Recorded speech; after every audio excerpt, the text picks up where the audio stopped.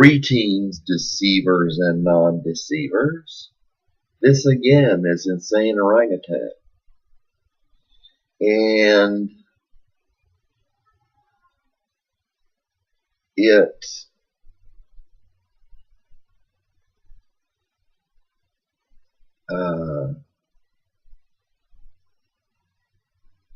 is inapparent right now when I'll regain my sanity. So I'm still insane. Closed-mindedness. I'd like to go through this quickly and mention the scriptures.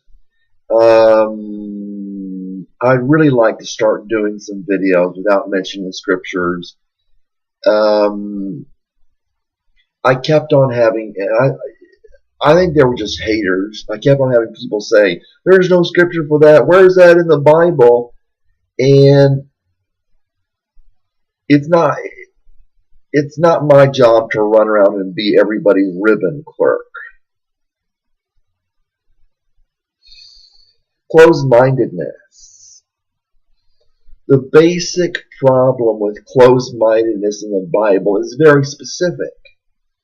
There are things such as astrology and numerology, Vastu, for those who know Vastu, the Indian art of placement,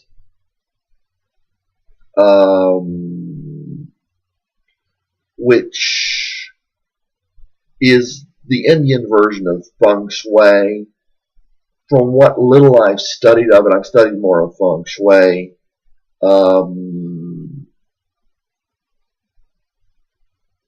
It is better than feng shui, I think. Indian stuff, Indian wisdom and knowledge is typically better than Chinese, although the Chinese did invent tea, apparently. The base, there's Vastu, there's feng shui, there's yoga, there's astrology, and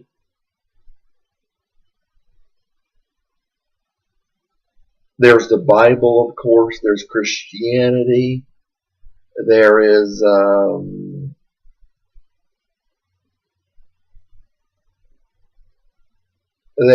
meditation, numerology.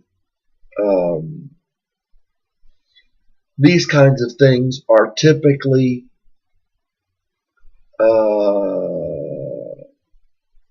triggers for hypocrites. You know, they will say, oh, you can't do astrology, or you can't do feng shui, you can't do Vastu, or you can't do yoga, that this will somehow corrupt you. And if that's the case, then avoid it. If you sincerely believe that practicing Vastu, which is connected with Indian cosmology, what they thought about their gods, if you think the tenets without the paganism will somehow do you harm, then by all means turn away from it. I don't want to encourage people to get into what they believe is sin or what is an issue of conscience, supposedly.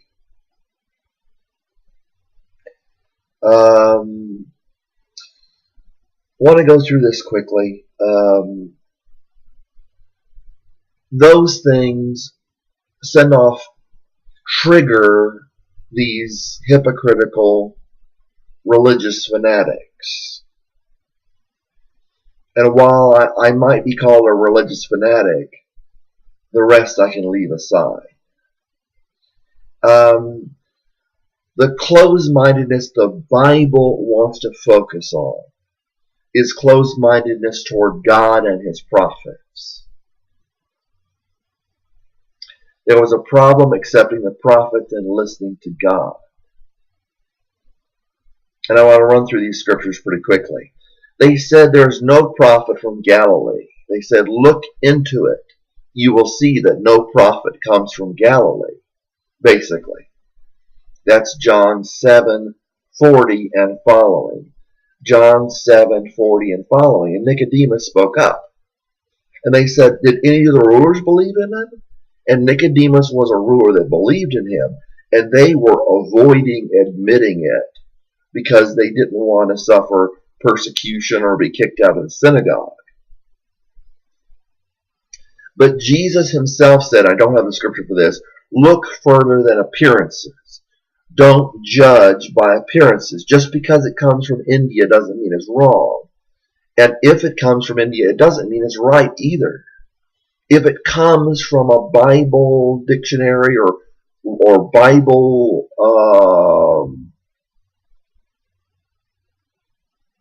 commentary, it doesn't mean it's right. It very often is wrong. Look further than appearances. They were looking at the rulers in John 7:40 through 52. John 7:40 and following. They were looking to the rulers. And they said, have you seen any of the rulers, believe in him? And Nicodemus did.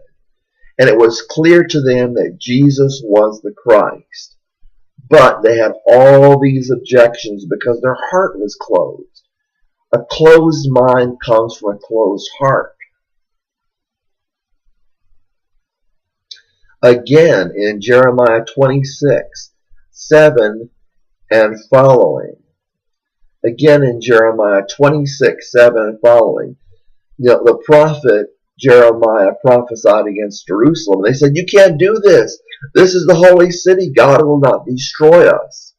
But they forget what Moses said back in Deuteronomy, I think. Deuteronomy, something like that.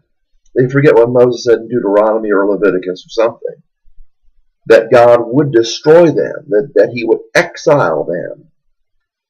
And you notice in verse 24 of Jeremiah 26, the prophets were for killing him, for killing the true prophet. So just because someone says, like Creflo Dollar or whatever his name is, Price, Frederick Price, or somebody like that, or Jan and this is for the United States probably exclusively almost, or Jan and whatever his name was that's on TBN. Just because a prophet says that something is so doesn't mean it's so. The prophets were trying to kill Jeremiah the prophet, the false prophets.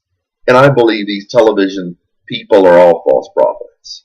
In case you don't know that, you should know that they're false prophets. And the same thing with mystic studies. With mystical studies, astrology, numerology, philosophies from the East, we would accept Greek philosophies, but Greek philosophies were based in philosophies from India and Iraq and Iran. There's no reason, because there are problems in those countries, or in Iraq and Iran, there's no reason to thrust that out and say those people are no good because they're not American. That's what the typical hypocritical people say for America and for Israel, and they're just hypocrites, and they tick me off. A closed heart leads to a closed mind. The Bible is foreknowledge, even if it comes from India. The Bible, or not the Bible, but Christianity is the religion. There is no other. But a lot of religious traditions might be helpful, or from India, not nearly as much. And philosophies, and to expand your mind to understand the scriptures, because Christianity didn't spring out of nothing, and there were philosophies from the East in the Bible, and I know some people probably flip out about this. They're hypocrites. God bless.